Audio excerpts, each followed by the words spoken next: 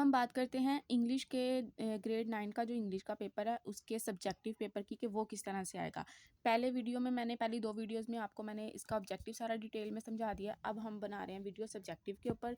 आपको मैं बताऊंगी कि सब्जेक्टिव किस तरह से उन्होंने सेट किया है और आपने क्या चीज़ें करनी है और क्या छोड़नी है।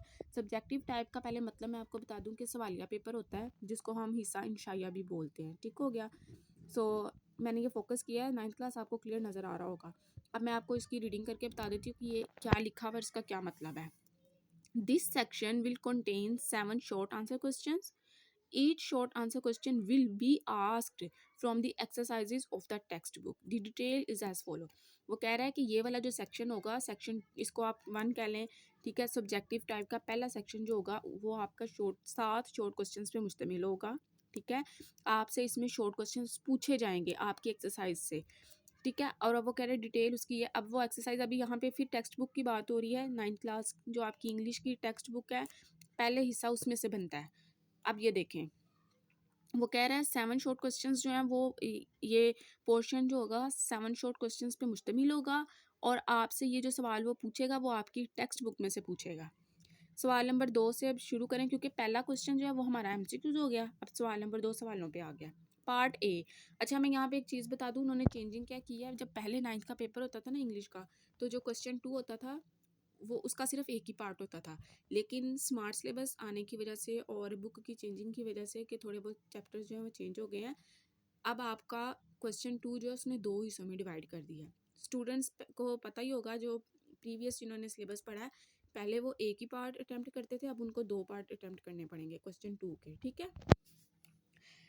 Part A, any 3 out of 5 questions, 5 सवालों में से कोई से 3। The bifurcation of unit is as under. Bifurcation का मतलब होता है डिवीजन। यूनिट्स यानी आपके जो सबक हैं, आपके जो चैप्टर्स हैं, उनकी तकसीम उसने कुछ इस तरह से की है कि पहला जो यूनिट जो है, दूसरा, तीसरा, चौथा और छठा, क्योंकि 5वां यूनिट तो आपकी बुक से निकाल दिया गया है। तो ये जो 4-5 चैप्टर्स हैं यानी कि 1 2 3 4 5 इनमें से कुछ क्वेश्चंस बनाएगा वो और रिव्यू एक्सरसाइज 1 में से आगे जो होंगे कुछ क्वेश्चंस वो इसमें से ऐड करेगा। वो कहता है ये देखें, यूनिट 1, यूनिट 2, यूनिट 3, यूनिट 4 और यूनिट 6 इसमें से, और एक रिव्यू एक्सरसाइज वो साथ में ला रहा है। इनमें से 3 क्वेश्चन बनाएगा वो और बाकी जो बचेंगे ना यूनिट 7, 9, 11 और रिव्यू एक्सरसाइज 2, इनके अंदर से 2 बना देगा। वो कह रहा है यूनिट 5 को निकाल दो, 8 को और 10 को निकाल दो। बाकी जो यूनिट स्टूडेंट्स ने पढ़ने हैं ना, उनको डिवीजन उसने इस तरह की है कि 3 सवाल इन चैप्टर्स में से आ जाएंगे और 2 सवाल इनमें से। तो आपके 2 क्वेश्चन इनमें से वो पूछेगा, तो 5 सवाल ये हो गए। अब मैंने जैसा कि आपको बताया था कि क्वेश्चन नंबर 2 जो है ना उसको उसने ना 2 पार्ट्स में डिवाइड कर दिया। वजह यह है कि आपकी बुक में ना एक प्ले ऐड कर दी गई है। प्ले ऐड होने की वजह से आपको क्वेश्चन नंबर 2 के 2 हिस्से अटेम्प्ट करने पड़ेंगे।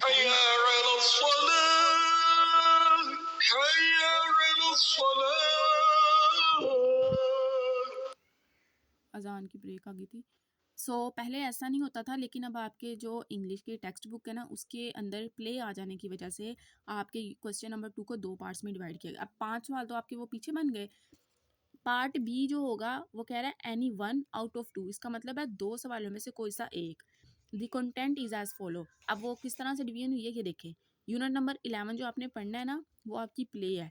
The dear departed. प्ले जो होता है ना वो ड्रामा होता है, इसमें एक से ज़्यादा किरदार होता है, ठीक है ना। कहानी में तो एक ही किरदार होता है, लेकिन जो ड्रामा होता है ना उसमें 2-3 लोग होते हैं। तो इस तरह करके वो एक प्ले बनाई है।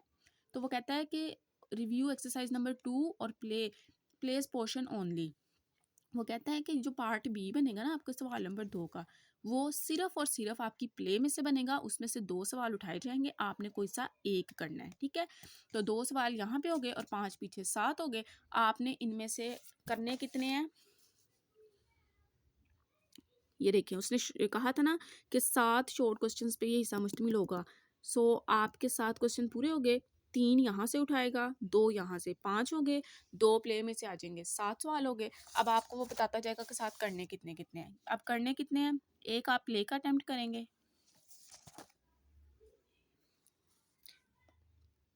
2 सवाल आप जो हैं वो कहता है कि 3 आउट ऑफ 5 क्वेश्चन, 3 इसमें से आप अटेम्प्ट करेंगे, एनी 3, ठीक है।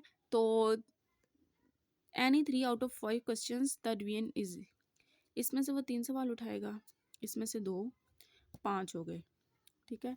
तो इन पांचों में से कोई से 3 यहाँ से आप करेंगे और एक अगले पेज से करेंगे, तो आपका यहाँ से पार्ट 2 जो है वो कंप्लीट हो जाएगा, ठीक है। अब आ जाए क्वेश्चन नंबर 3 के ऊपर। क्वेश्चन नंबर 3 आपको आएगा, मैं जैसा कि जब मैंने ट्रांसलेशन सीरीज़ हमारी स्टार्ट थी, अब अभी अभी मैंने जैसा कि आपको कल बताया था कि मैंने किसी उसको ज़रा 2 दिन के लिए क्विट किया हुआ है, मंडे से हमारी दोबारा शुरू हो जाएगी। जो आपने ट्रांसलेशन करनी है आपको पता है, 6 चैप्टर जो हमने करने थे, वो कह रहा है कि translate any 2 of the following paragraphs into Urdu, ठीक है, और री राइट इनटू सिंपल इंग्लिश।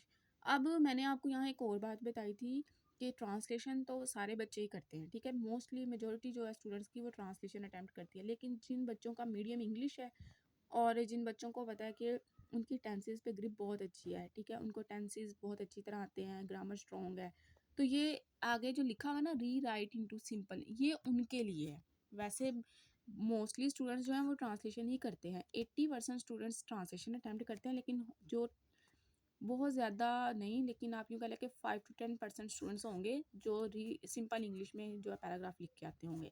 खैर आपको मैं ट्रांसलेशन करवा रही हूँ और आपने ट्रांसलेशन ही करनी है, ये वाला हिस्सा सिर्फ उनके लिए जिनकी इंग्लिश बहुत अच्छी है, ठीक है। अब जैसा कि सवाल नंबर 3 में मैंने आपको हमेशा बताया कि आपका ट्रांसलेशन पे आना है, आपको कोई से 2 पैरे दिए जाएंगे और आपने उनमें से कोई एक अटैम्प्ट करना है। अब ये देखिए, सॉरी, आपको कोई से 3 पैराग्राफ दिए जाएंगे, ठीक है, तो आपने किसी 2 को ट्रांसलेशन करना है। 2 ज़रबे 4, एक पैरा आपका 4 नंबर का होगा, तो जब आप 2 पैरों की ट्रांसलेशन कराएंगे तो कितने नंबर बन गए? 8 नंबर। अब ये देखिए इसकी डिवीजन समझ लें। The division is as under, unit 1 2 3 4 6 में से 2 पैरे उठाएगा वो, यूनिट 7 9 में से एक उठा लेगा, ठीक है। इस तरह 3 पैरे बना दिए। अब स्टूडेंट्स ने कोई से 2 पैरे चूज़ करने हैं और वो चूज़ करने हैं जो उनको बहुत अच्छी तरह आते हैं, तो इस तरह आपका ट्रांसलेशन का जो पार्ट है वो मुकम्मल हो जाएगा। अब आ जाए सवाल नंबर 4 के ऊपर। सवाल नंबर 4 जैसे सबको मैं आपको बार बार बता चुकी हूँ पहले भी कि ये आपका पोइम के ऊपर आना है, यानी पोइम की समरी के ऊपर। तो ये 5 नंबर की समरी है, समरी और इसमें स्टैंजा में चॉइस होती है। फिर वही बात आ गई जैसे ट्रांसलेशन में मैंने कहा था कि मोस्टली स्टूडेंट्स ट्रांसलेशन अटैम्प्ट करते हैं, लेकिन ये सिंपल इंग्लिश वाला हिस्सा सिर्फ उनके लिए जिनकी ग्रामर अच्छी है। बिल्कुल इसी तरह मैं अपने स्टूडेंट्स को भी समरी करवा रही हूँ, आपको भी मैंने समरी ही करने का कहा है और मैं आपको सजेस्ट भी समरी ही करूँगी कि आप इसको अच्छी तरह याद कर लें, क्योंकि 5 मार्क्स का पेपर है। स्टैंजा की तरफ मत आएँ, क्यों? स्टैंजा में आप एक तो देखिए इतना टाइम नहीं है कि आप इतनी बड़ी स्टैंजास की एक्सप्लेनेशन को याद करें बैठ के। अगर स्टैंजा सिर्फ वो स्टूडेंट्स कर सकते हैं अगर उनकी इंग्लिश अच्छी है। सो 9th क्लास में ना स्टार्ट होता है, तो बहुत से बच्चे ऐसे होते हैं जिनकी अभी बेस जो है ना वो इतनी अच्छी नहीं होती है इंग्लिश पे। सो आप रिस्क ना लें, आप समरी करें और समरी में 5 नंबर की आ रही है, ठीक है। आपने ये सवाल नंबर 4 समरी का करना है। सवाल नंबर 5 पे इडियम्स आ गए। यूज़ एनी 5 ऑफ क्या है ये 5 आउट ऑफ 8, ठीक है। अब इडियम्स भी मैं आपको करवा चुकी हूँ, 8 इडियम्स दिए होंगे, आपने कोई से 5 करने हैं, ठीक है। और एक पर इडियम 1 नंबर का है, तो 5 1 सा 5 हो गया।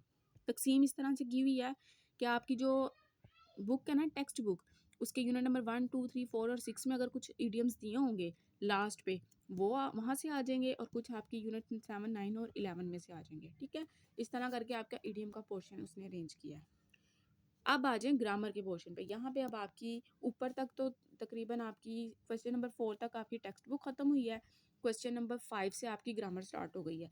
अब ग्रामर का अगला सवाल आएगा, अब ये कॉम्पोजिशन पे आ गया, यानी कि इसमें आपको वो कहता है क्वेश्चन नंबर 6 में राइट अ लेटर और अ स्टोरी और अ डायलॉग।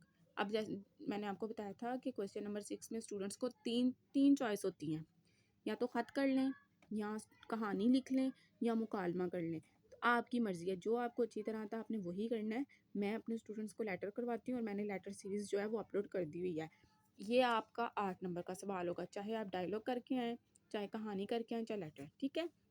अब आ जाएँ सवाल नंबर 7 के ऊपर।